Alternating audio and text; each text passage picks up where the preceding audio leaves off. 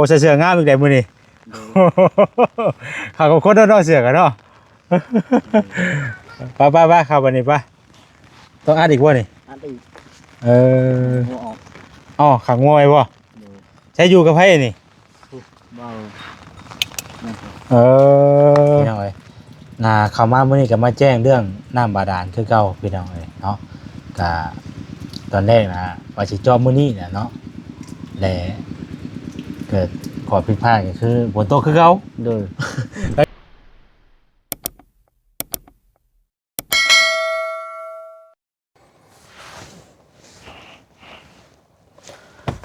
สบายดีเด้อสบายดีพ่อแม่พี่น้องเบิดสุขสู่คนพี่น้องเอ้ยเนาะมื้อนี้ก็พ้อกันอยู่บ้านคำหลาคือเก่าพี่น้องเอ้ยฝนตกนี่เบิ่งนี่พี่น้องเอ้ยเนาะบ่เห็นหยังเลยตก2 มื้อเรียนติดเลยพี่น้องเอ้ยเนาะ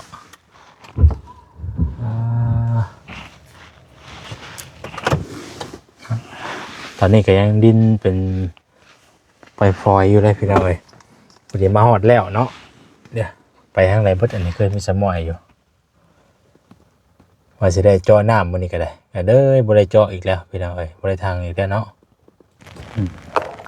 ไปพี่น้องเอ้ยเนาะกั้งกันจ้องไปก่อนบาดนี้ต้องพอไหวได้แบบนี้เนาะฝนตกพี่น้องเอ้ยตกฝนลิ้นพากันไปทางใดเด้อคือมีสมอยมันจะดีอยู่แท้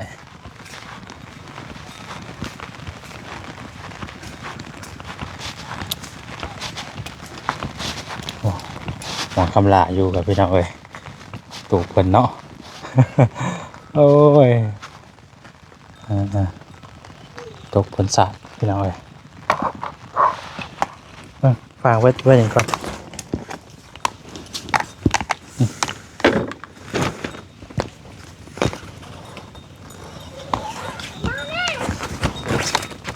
คำลาไอตูอยู่นี่มือเลยนี่ มือเลยนี่จ้ะไอ้ได้ก่อนสบายดีโอ้เสืองามอีกแต่มื้อนี้ข้าก็คนเนาะเสือกันเนาะไปครับวันนี้ไปต้องอัดอีกบ่นี่อันอีกหัวออกอ๋อขังงวยบ่ใช้อยู่กับไผนี่เบายังเลยได้เสืองามแล้วนี่บ่คำลาแปลงไหนเบิดคือมีสมอยอยู่นี่มาจะบอสเดียวบ่พี่นั่งพี่ก็ได้นี่นั่งเตียงนี่ลมพี่ก็ได้นี่ตกได้ห้ำลงมาไว้อยากเข้าบ่วันนี้จะอยู่กับลูกบ่อยเอาไม่ป้าไปให้ป่ะจ๊ะลงลำหน้าลงลำไห้ลำหน้าแล้วแนวหอนยามเวียงยามงานเนี่ยเนาะฝนตกลงมากับเป็นลำแล้วแบบนี้เนาะปกติคำหลาก็ไม่ได้อยู่แล้วคือเราเลยเนาะปกติเราก็กำลังว่าจะไปหาหน่อไม้ทบิดว่าจะไปหาหน่อไม้โดยหาไม้ใช่น่ะยุกเขาบ่อนไปเอาข้อมาไปเอาข้อพวกโดยหาหน่อไม้มาแกงบ่โดยพอดีว่าบอสมาเลยจ้าว่าจะไปหาหน่อไม้มาแกงกินตอนเที่ยงเพื่อนกินข้าวแล้วบ่จ้ะกินแล้วอันคนดำหน้าได้โดยพอได้พากันได้ยังกินมื้อนี้ทอดไข่คือเก่าทอดไข่เนาะโดยคนกระต้มลิ้นเลยพี่น้องเอ้ยโดยว่าสิสร้างกันเดือนสร้างกันได้สร้างเจ้าน้ำกันได้วันนี้บ่ใช่บ่ว่าหรอกว่ามื้ออื่นวันนี้นะบ่ว่ามื้ออื่นเท่าได้มาเนาะโดยถ้าว่าฝนตกกูนี่ได้ก็เท่าได้มาพี่น้องเอ้ยถ้าว่ามื้ออื่นก็มันก็สินอนคอกถามันก็สิได้เราคอยแบบสิได้นี่ฮอดมื้อมาจังว่ามาเนาะโดยมื้อนี้ก็ตั้งใจว่ามื้อนี้แหละคักแล้วบ่ได้ตื่นเช้ามาแล้วว่าเพิ่นบ่มาเฮาซั่นข้าเวียกโอ้ยสร้างว่าแต่บัดนี้ว่ามันก็บ่แล้วอ่ะแต่ว่าก็ย่าเราบ่เป็นหยังดอกเนาะ เราจังว่าเอาแหละพี่น้องเอ้ยมื้อใดฝนบ่ตกบ่ดินก็จังเฮ็ดเพราะว่ามันก็ยากไปสิได้นี่ยามฟ้ายามฝนการไปมาเคลื่อนไหวเฮ็ดนั่นเฮ็ดนี่เพิ่นนั่นแหละมันก็บ่สะดวกนะถ้ามื้อใดฝนบ่ตกมันแลดแล้วเฮาจังนั้นหากช่วงตอนช่วยนี่ก็บ่ได้นั่นใดก็บ่ได้อันตกเลยช่วงตอนกินนี่มันกำลังตกหม่องประมาณนี้แหละช่วงกินนี่พี่น้องเอ้ยช่วงบ่ายๆกินนี่ได้ ช่วงเช้าไปตก บ่เวียงบ่ได้เข้ามาบ่นี่ ยัง เอ บ่เวียงไปทางใดจ้ะ จักแล้วเอ้ยเนาะเพิ่นไปเวียกทางใหม่บ่จักแม่เป็นเพิ่นไปเวียกทางไหมพอบ่จิตบ่สลีบ่ค่ำมันก็บ่จิตเพิ่นลำหน้าพี่น้องเนาะบ่ค่ำเพิ่นก็ลำหน้าคือกันช่วงนี้เพราะว่าช่วงที่ว่ามากินนี่ก็รอท่าน้ำได้ไผก็ได้ โดย ช่วงนี้ก็รอท่าน้ำผู้ใดก็รอท่าน้ำก็ได้ได้มานำกันเบิดเนาะ โดยเบาลิเลยไปอันนั้นของหมอบ่ ไผ เบาลิ พี่แบ่บ่ ที่แว่นี่ โอ้ยเพิ่นเลี้ยงแบ่น้ำบ่น โดยแม่นนั่น เล็กตัว แม่นเบิดนี่โอ้ โอ้มึงแน่มึง พ แน่ อดีได้พอกินก็ได้ มึงแน่บางอย่างนะโอ้พักแน่ดีดอเนาะเข้ามามื้อนี้ก็มาแจ้งเรื่องน้ำบาดาลคือเก่าพี่น้องเอ้ยเนาะก็ตอนแรกนะว่าสิจอบมื้อนี้น่ะเนาะและเกิดขอผิดพลาดก็คือฝนตกคือเก่า โดย ทางสร้างเพิ่นโทรมาว่าฝนตกบ่จัดหน้าก็เลยเฮาก็บ่จักคมสิว่านะมีแต่เท่าได้เจาะบัดนี้ โดย ก็สิบ่ว่ามื้อนั้นมื้อนี้เท่ามื้อใดได้เจาะก็คือมื้อนั้นบัดนี้เนาะเพราะว่าตื่นมาเฮาก็ยังบ่ฮู้ว่ามันสิฝนสิบ่ตกบ่หรือว่าใดๆเนาะ โดย เพิ่นว่าย่านทางเข้ามาบ่ได้ก็ได้พี่น้องเนาะเพราะว่ารถเฮานี่ก็เข้ามาได้นะแต่รถใหญ่เฮายังเข้ามาได้รถไทยมันก็ต้องรถนั้นมันรถอันก็คนไหนแฮงเข้าไปได้นะ มันบืนอยู่แล้วลูกกอก คนแฮงลำหน้าหลายบัดนี้เนาะแล้วกึบเนาะ โดย กำลังกึบพี่น้อยเพราะว่ามันก็คือว่าและช่วงนี้มันก็ฝนตกเลยได้ไผก็แล่น้ำในเนาะ โดย ได้น้ำก้าน้ำบุ้งได้น้ำพี่น้อยผู้ใดก็ได้คือเพิ่นนี่กับเพิ่นเพิ่นบ่ได้สร้างคือว่าเพิ่นเมื่อเลยเนาะ โดย อยู่กับลูก2คนเราก็ได้และพี่น้องอายุและไปก่อนผู้ใดเรื่องนั้นหมองพักหมองเศร้าเจ้าก็ถ้าวันเลี้ยวคนแหละถ้าเจ้าน้ำเลี้ยวแล้วเขาจึงไปปลุกไปยางอยู่บัดนี้ โดย ปลุกผู้ใดพักในเศร้าไปก่อนเป็นค่อยไปนั่นแหละน้องเอ้ยเรื่องดินเรื่องดอนก็เฮาก็มีเด้บัดนี้ให้เรามีหมองย่างอยู่เด้ โดย ตะกี้แฮงบ่ได้คิดว่าสิมีดินมีดอนเนาะ โดย คิดว่าจักยามใดได้ติสิได้ดินติ โดย ก็คืออยากได้บ่ตะกี้อ่ะ คืออยู่มันครับจักสิยามใด คือสิบ่ได้ง่ายหรอกติ โดย เพิ่งไปถามบางทีก็ 4-5 หมื่น สิหาหมื่นเป็นแสนบ่ติ โดย ว้ายเนาะเพิ่นสิหาเงินหมื่นเงินแสนได้บ่ได้ง่ายเลยเนาะเนาะ โดย ตะกี้เจ้าเคยไปทำงานอยู่ไทยบ่ เคย เคยไปเฮ็ดงานอยู่ไทยอยู่ไส อยู่ระยองก็ไป ไปเฮ็ดงานหยังตะกี้ อยู่ระยองก็ไปงานสวน เฮ็ดงานสวนบ่ โดย อืม มากระจันทร์ หึ มาอยู่จันทร์อีก จันทร์นี่คือหยัง จันทบุรี จันทบุรี โดย เฮ็ดงานหยังไป ลีก็อยู่อันนั้นก็ไปภาคใต้ก็ไป โอ้ยไปได้หม่องเลยใช่เนาะ โดย ได้อย่างน้ำไหนได้ไปเฮ็ดเวียก ได้แตะลิน เอาว่าหรอกว่าเลยได้แต่ลิ้นเก่งเพิ่นบ่จัก หอยเว้า ว้ายลิ้นแฉลหาเงินหาเงินได้อะบ่เก็บ ช่วงยังไม่ได้อันนั้นไร ฮะ ยังไม่ได้เมีย มันยังเป็นรุ่นอยู่ โดย โอ้ยกำลังห่าว โดย โอ้โหเอ้ยเห็นแหละ ไปปาร์ตี้กูคืน โอ้ยสร้างว่าแท้เดี๋ยวมันจังบ่ได้เงิน สิ้นเดือนสิ้นเงิน โอ้โหสิ้นเดือนสิ้นเงิน โดย บ่ได้ดีเลยจ้ะมื้อหยัง โดยมึงมีหยัง แหมเกิดจากหยังบัดนี่ฮะ เกิดจากลิ้น เกิดจากการกระทำของเจ้าของ โดย หาเงินได้บ่เก็บ มันจะได้บ่เก็บ สุดท้ายก็บ่มีบัดนี้ โดย แน่อันนี้คือเว้าเรื่องตะกี้เนาะ โดย เออ โอ้ลิ้นลิตะกี้ บัดนี้ได้ซะสิปรับเปลี่ยนตัวเองอยู่บ่ซะบัดนี้ โดยบ่ปานบ่ก็ไปมันบ่ยังละปาน บ่เฮ็ดคือเก่าแล้วคนเฮามันก็ แต่ข้าวัยรุ่นโอ้ช่วงวัยรุ่นลิ้นนี่ สมมันก็มีการเปลี่ยนแปลงตัวเองเนาะเพื่อว่าให้ชีวิตเฮามันดีขึ้นเฮาก็มีอันนี้คือว่าเรื่องเป็นวัยรุ่นตะกี้พูดเนาะ โดย ก็มันก็บ่ตี้ได้พี่น้องสมัยในวัยเป็นวัยรุ่นมันก็อิงตามบางคนคือกันเป็นวัยรุ่นก็บ่แม่นว่าสิเป็นแบบนี้ทุกคนหรอกมันก็อิงตามบางคนคือกันเนาะ โดย บางคนก็มักเล่นมักดื่มมักกินล่าเริงไปทางแบบสังคมเสียนะเขาหมู่เขาพวกเนาะ โดย ก็คือว่ามาวัยรุ่นบางคนก็อยากสร้างเนื้อสร้างโตวหาเงินหาคำตั้งตนตั้งโตวมันก็หลายรูปแบบนะมันก็หลายกรณีเนาะมันก็บ่เสมอไปพี่น้องแต่ละคนก็มันความคิดแตกต่างกันไปมันก็มีแต่ว่าเฮาบัดนี้เฮาฮู้เลยเด้เฮาผ่านอย่างมาเบิดแล้วก็พอฮู้ว่ากูเฮ็ดแบบนี้มันบ่โอเคแล้วการที่ว่านำใช้ชีวิตแบบที่ล่าเริงไปทั้งแบบแนวสิ่งที่แบบว่ามันบ่ให้เฮาเจริญหรือว่าบ่ให้เฮาเพิ่นให้เฮาบ่มีเก็บเงินเก็บคำไรสินะ โดย เฮาก็มาปรับเปลี่ยนตัวเองใหม่ถ้าว่าเฮาหาเงินหาคำได้เฮาก็บริหารแบบใหม่ตั้งตนแบบใหม่บัดนี้นะ โดย นี่แหละมันสิเฮ็ดให้ชีวิตเฮาดีขึ้นนะทำไปให้มีลูกมีเต้าบัดนี้เฮ็ดคือเก่าบ่ได้แล้วบัดนี้ คือก็บ่ได้ เออ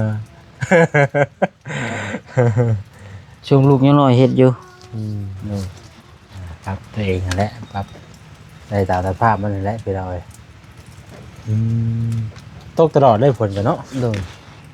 เบิดคืน เกิดขึ้นเลย โดยคืนก็พอสิแห้งแบบนี้แหละ อืม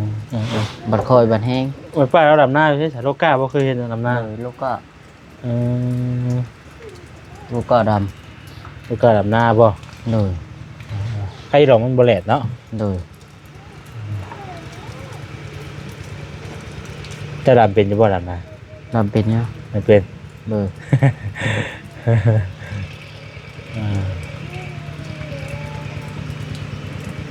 แล้วอยู่อันลงไปนี่ครับบ่มีผู้อยู่นำลูกว่าลงไปนั่นเกิดบ่นี่ ก็ลงไปน้ำเห็นผลนั่นแล้วเขาไม่ปลาจะมาลง ไปตากฝนอีกเนาะ โดย ฝนบ่ตกก็ใครอยู่พี่น้องเอ้ยเดี๋ยวฝนตกบัดนี้เอาฝนบ่ตกยังว่าสิให้คำลาไปลงไป อยู่บ้าน อยู่บ้านเพิ่นบ่ โดย เอาเพิ่นคืออยู่บ้านเพิ่น ให้อยู่บ้าน อืม มาเอามาด ให้เพิ่นพักผ่อนเนาะ ำโดย ลูกเพิ่นก็อยู่ในบ้านเพิ่นบ่ โดย อ๋อวันนั้นเอาไว้ตกเลยฝนก็ลิ้นเลยอยู่พี่น้องเอ้ยเพราะว่าเบิ่งตามเบิ่งกันว่าอันหยังพายุฝนก็คือสิโดนเติมอยู่ดอกเนาะประมาณ 2-3 มื้อพุ่นแหละ มันจังสิห้วยอะนะในช่วงนี้ก็ถือว่าตกเรื่อย ยังไม่ตำได้แจมีแจวข้างในโคกนะบาบด ๆฮ็ดหง แปลกเลย เจ้ายังน่ะ มาโคก กินบ่ข้ออีกบ่ โดย อ่า หานมา3 เงา ป้าเจ้ามันก็คักแล้วจ้ะยังบ่กินข้าวอยู่นี่กะ กินแล้ว บ่ใช่แล้วยังบ่กินข้าว ยังไปกิน ชื่อข้าวกล้องมาอยู่ก็บ่ได้อยู่ค่ำดอกมื้อนี้ก็ได้มา แต่บ่มาบอกก็ยังเพิ่นก็คือสิฮู้อยู่ดอกพี่น้องมื้อนี้ก็ได้ ภาพฝนตกเบิดมา แต่บ่มาบอกเพิ่นก็สิฮู้อยู่ดอกว่าว่าบ่ได้ทางเจาะน้ำมื้อนี้ก็ได้เอาตัวนั้นบ่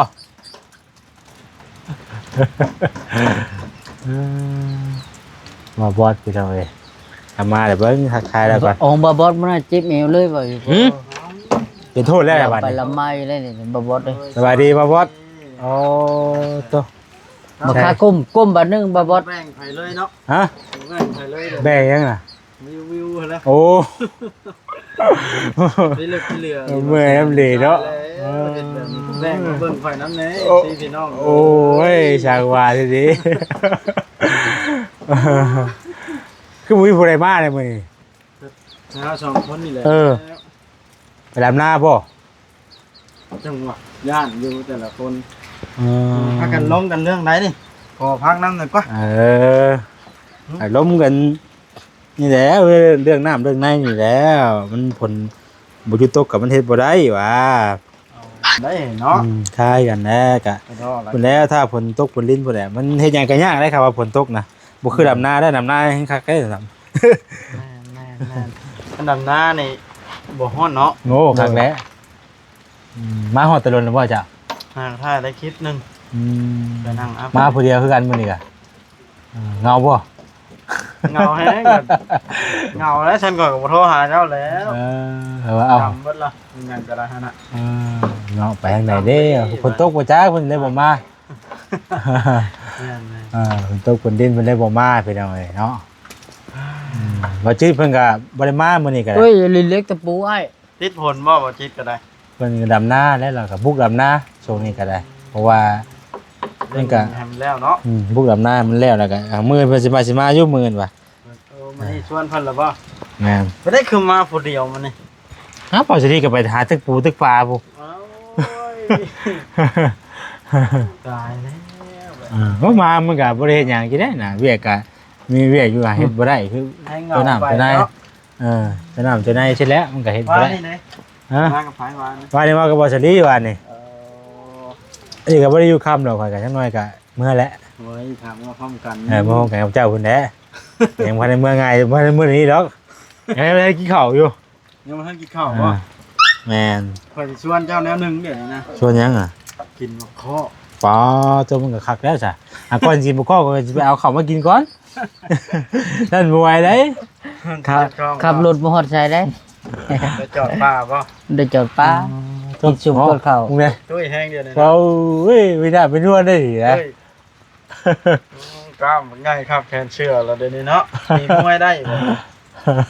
บ่มีบนตรี มวยมันตีอยากตีอยู่ ว่าเราจะว่านักมวยเก่าใช่ไหม อยากลองเบิ่งนะ ฮะ อยากไปลองเบิ่ง บริยาเจ็บเมื่อกี้บ่เลย บ่เลย โอ้โห อยากลองเบิ่ง ปวดโผเนาะ ย่านเจ็บแต่แถวเนาะ ก่อนเราไม่ได้อยากลองเลยข่อยเจ็บแล้ว ข้อมูลรุ่นเดียวเป็นนักมวยอยากลองเบิ่ง จ้ะโหด มีบ่บอลเป็นบอลตี เดี๋ยวผมก็บ่อึดแล้ว เปิดฟ้าเดี๋ยวก็ได้ บอลตีเด้อยากลองเบิ่งซื่อนะ โหย่านเจ็บอีกเนาะ มัดเดียวไงเท่าไปจ้ะ ว่าจะเป็นกรรมการร้องก็ พา ว่าแซนนี่ พาไปเด้อบ่บอส ร้องก็ว่าแซนนี่เขาจะเป็นกรรมการ โอ้โหโอ้ยไงเท่ากันแล้ว บ่ลี ก็เฮาลีเลยเดี๋ยวนี้ บ่บนค่ายมวยหั่นนะ เชิญยาวทอดช่อง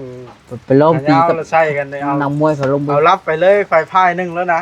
ใครสิเก่ง โอกาสแล้วข่อย บ่กล้าบ่ คนสูสีซ้ำกันนี่ได้ไปลองตีกับนักมวยลองเบิ่ง โหดเนาะ อ่า ย่านเด้ข่อย โอ้ย่านกล้าแล้ว บ่ได้ ทำได้แล้วบ่ทำนานอ่ะบ่ บ่ผู้เป็นนักมวยกับผู้บ่เป็นนักมวยนะ หมดทันแล้วถ้าน้ำยังบ่ไหล บ่บอส เอ้าผู้ตกวันนี้ยังมีน้ำอยู่ นาน ว่าแล้วเนาะ แล้วแต่นะหน้านี่แบบนี้แล้วขนาดนี้ ตกอยู่ของมีน้ำเนาะ ตัวนี้ละนายก็ได้สมอง มันต้องสำเร็จถึงจะต้องมีน้ำเนาะ ต้องแห้งกว่านี้ อ๋ออยู่แถวบ้านพุ่นแห้งอยู่ดีเลยเมื่อคืนนี่ก็แห้งเมื่อคืน วัน นี่ นี้ค่อยกินเป็ดเจ็บชอบกินเป็ดเลยเจ็บแห้งว่าจนยาก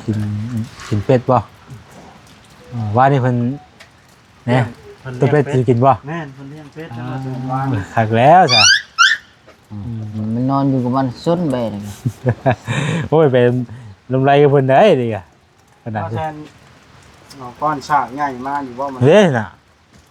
ใส ผู้ก็ตั้งไว้ผู้รบฝนบ่ได้ถือว่าพี่ซะ ก็ย่างไปเอาเด้อ เอา จะเก็บมาสาบค่อยๆได้ ก็ไปเอาแล้วอีไปยังไปยังสิไปเอาข้าวมากินเดียวเอาหิวข้าวเลยไปหน่อย เห็ดยาวพอสมควรแล้วเนาะเปิดคลิปได้บ้างเข้าใจได้ ได้เดี๋ยวคอยสิไปเอาข้าวมากินก่อน เดี๋ยวค่อยเอามาสาบเขาได้ ฮะ มาสาบค่อยนะ เอามาสากรถเรียกขันจ้องกับมี่บ่าไปเอาหนาวเนาะฝนตกอีเนาะ